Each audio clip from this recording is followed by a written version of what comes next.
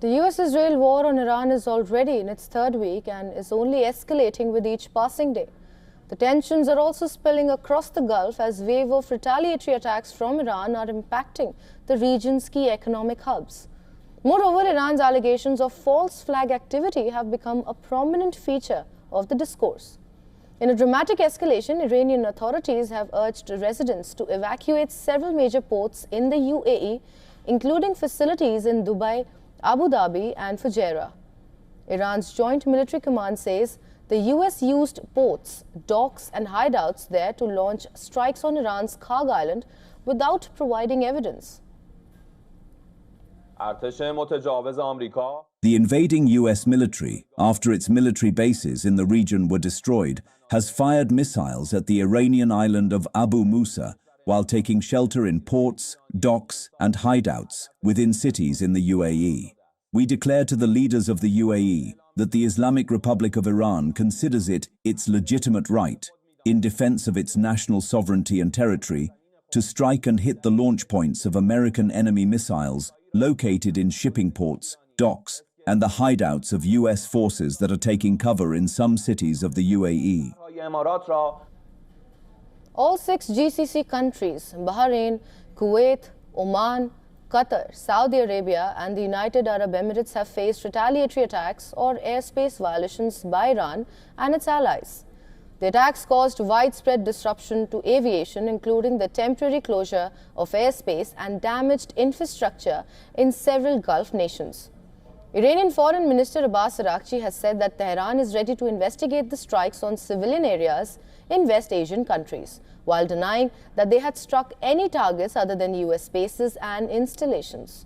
In an interview with Al Arabi Al Jadid website, Araghchi blamed the US and Israel for the attacks. The warning from Iran's Joint Military Command has raised alarms across the Gulf region. This as these ports are not only critical to the UAE economy, but also play a central role in global trade and energy supply chains. Meanwhile, in Qatar and Saudi Arabia, air defenses continue to intercept dozens of drones. Major US military installations remain Iran's primary target in the region. In the early hours on Sunday, explosions rang out over Bahrain's capital of Manama. Bahrain said it intercepted 125 missiles and 203 drones since the start of Iran's war, which have killed 2 people in the kingdom. On Thursday, the Bahraini Ministry of the Interior released a footage showing smoke billowing from an oil tanker in Muharraq, near Bahrain International Airport. An Iranian strike sparked a major fire on Muharraq Island, home to the country's international airport. The airport has jet fuel tanks and other tanks in the area, which serves the country's oil industry. While retaliatory strikes across the Gulf region has put everything on halt, Iran has repeatedly accused the US and Israel of conducting false flag operations.